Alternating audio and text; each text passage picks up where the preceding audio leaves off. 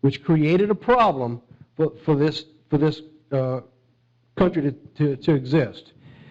In 1947, the UN stepped in. All right, that's where Jerusalem, put a little arrow so you can see where Jerusalem was. You see the little bit of white around it. There's not much there to even notice. All right, so in 1947, the UN took a certain amount of land and designated that they would give that back to the Jews because there was such an exodus of people coming back in. A lot of this exodus was caused because of World War II. All right, so you can still see Jerusalem. There basically was no land given to Jerusalem. The war broke out in 1947 between the Palestinians and the Jews. By the end of the war, in 1947, you could see what Israel had taken back to claim as their land. And you will see that right on the outskirts of Jerusalem, they finally took control in 1948 after the war. It was at that time they became a recognized nation and a state.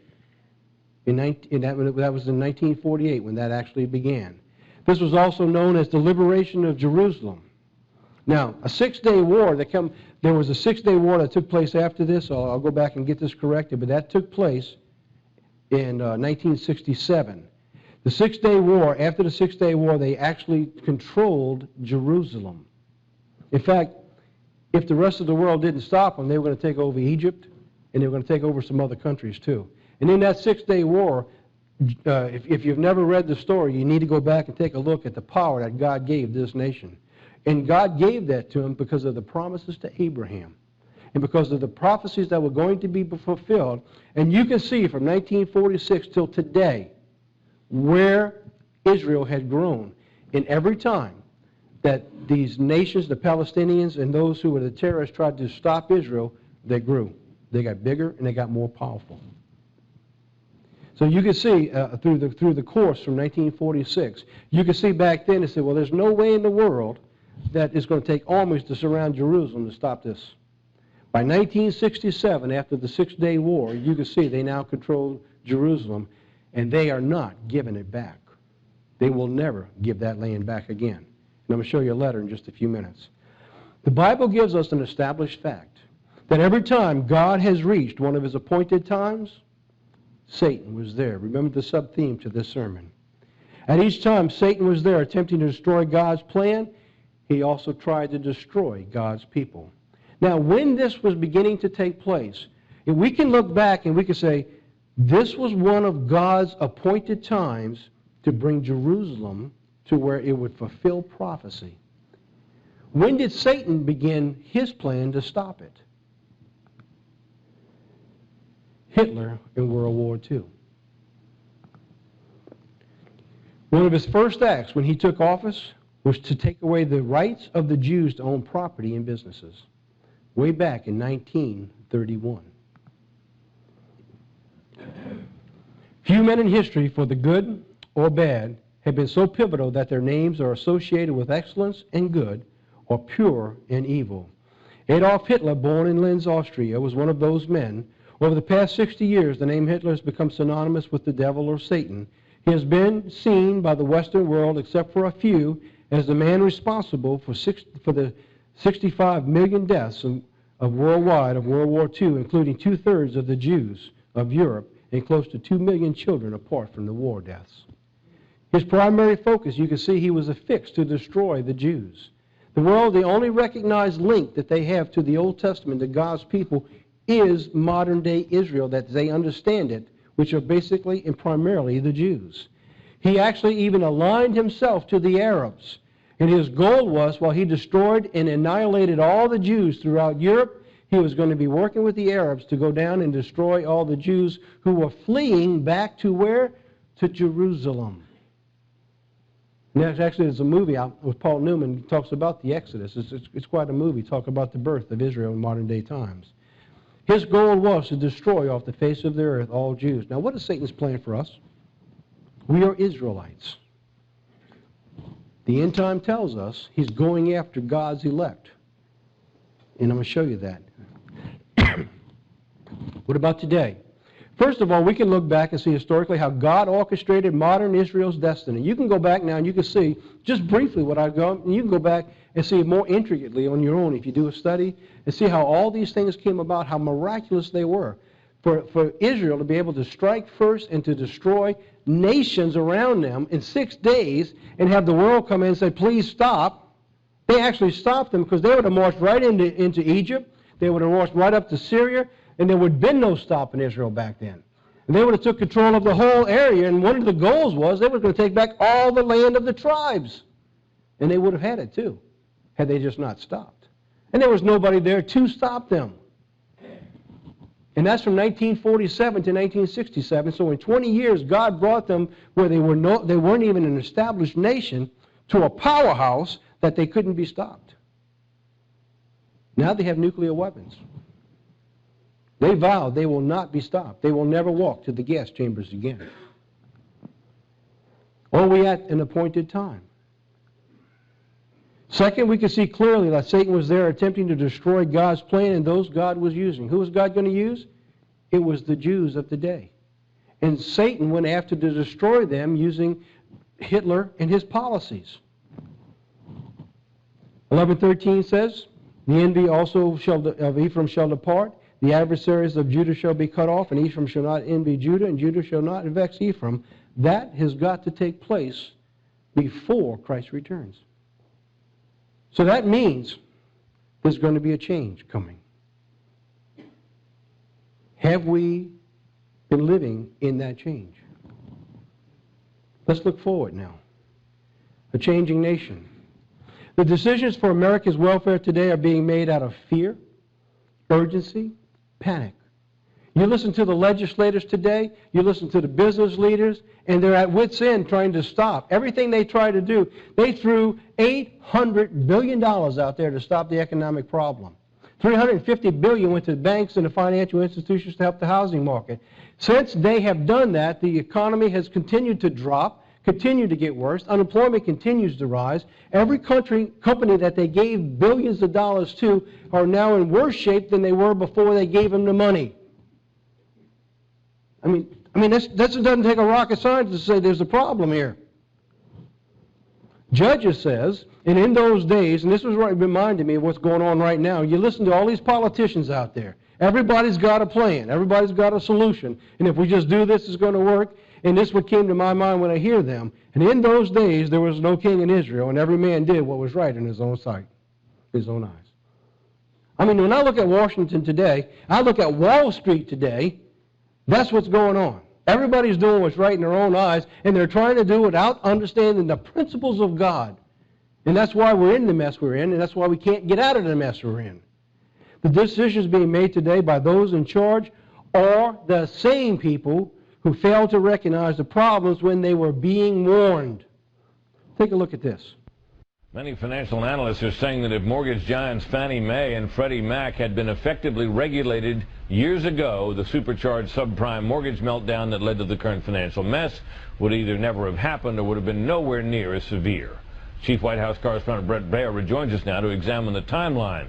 What were those warning signs? Who raised them and who disputed them? The Bush administration raised red flags starting in April 2001. The 2002 budget request declares that the size of mortgage giants Fannie Mae and Freddie Mac is, quote, a potential problem because financial trouble in either one of them could, quote, cause strong repercussions in financial markets. In 2003, the White House warning about Fannie and Freddie was upgraded to a systemic risk that could spread beyond just the housing sector.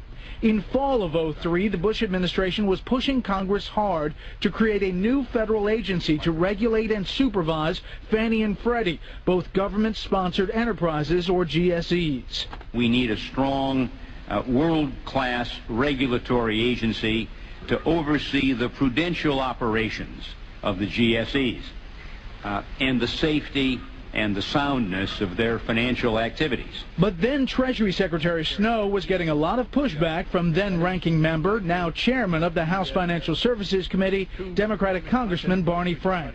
Fannie Mae and Freddie Mac are not in a crisis. In fact, Frank said the federal government should be encouraging Fannie and Freddie to do more to get low-income families into homes. And he believed too many people had a sky-is-falling mentality. The more people, in my judgment, exaggerate a threat of safety and soundness, the more people conjure up the possibility of serious financial losses to the Treasury, which I do not see. I think we see entities that are fundamentally sound financially and withstand some of the disaster scenarios. And even if there were a problem, the federal government doesn't bail them out. But the more pressure there is there, then the less I think we see in terms of affordable housing. The legislation was blocked.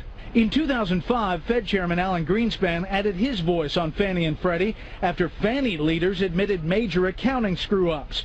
Quote, enabling these institutions to increase in size, and they will once the crisis in their judgment passes, we are placing the total financial system of the future at a substantial risk. Adding later at another hearing on the topic, if we fail to strengthen GSE regulation, we increase the possibility of insolvency and crisis. But the two mortgage giants had staunch defenders. Democratic Senator Charles Schumer said, quote, I think Fannie and Freddie over the years have done an incredibly good job and are an intrinsic part of making America the best housed people in the world. If you look over the last 20 or whatever years, they've done a very, very good job. Senator John McCain co-sponsored legislation pushing for regulation, delivering a speech on the Senate floor in 2006. Quote, for years I have been concerned about the regulatory structure that governs Fannie Mae and Freddie Mac. In the sheer magnitude of these companies and the role they play in the housing market, the GSEs need to be reformed without delay. That bill made it out of the Senate Banking Committee with a party line vote. All of the Democrats voted against it, but fearing that they didn't have the votes to pass it, Republicans didn't even bring it up on the Senate floor. Senator Obama did not weigh in on that bill. Incredible. They're financially solvent. I don't see a problem, and even if there is one, the federal government doesn't bail them out. Now, they're now running the crisis catch-up, trying to resolve the issue. Being warned that we got a problem, I said, there is no problem. Remember, said, yeah, there is a problem. They said, no, there is no problem. It reminds me of God's people trying to tell this world, there's a problem. It's coming. There's a catastrophe coming. United States, Britain, God's people are going to be in serious problems because it doesn't repent. And the people say, there's no problem. What are you talking about? They're now, these same people are trying to resolve the problem when they said there is none. After all the bailouts, and even it says, and even if there was, the government don't bail them out. You see where I'm coming from? America has a short memory. I'll go on because I didn't want to get into that subject. Administrations fail to understand prophecy. All administrations, they do, because they don't understand Scripture. In other words, let me go through this. Prophecy, the story of Sarah and her handmaiden Hagar. After Isaac was born, there arose contention between Sarah and forced Hagar to flee after she had conceived. All right, so now let's pick up the story. The angel of the Lord said unto her, talking to Hagar, I will multiply your seed exceedingly, and that it shall not be numbered for multitude. And the angel of the Lord said unto her, Behold, you are with child, and shall bear a son, and shall call his name Ishmael, because the Lord hath heard your affliction. And he will be a wild man. What we're looking at in the Middle East, at the prophecy of what God said here to Hagar from the beginning, is that he will be a wild man. You look at the nature of the people in the Middle East, and what are you witnessing? It's unbelievable the amount of emotion, of anger, of terrorism, of being taught how to just kill people that goes on over there. His hand will, and says he will be a wild man, his hand will be against every man. There's no administration on the face of the earth can stop what God prophesied is going to be in the nature of those people. Because the administration don't understand this one verse, their policies will continue to fail, and that's why there cannot be peace in the Middle East. It cannot be accomplished. And they can try until they're blue in the face. And they will try. And they'll be temporary. And we'll come out of Iraq, and everybody's going to claim a victory and how well it is. In the meantime, all the terrorists do is sit back, regroup, get refunded, and they will come back again. That is the way of the people. It says, in every man's hand against him, and he shall dwell in the presence of all his brethren.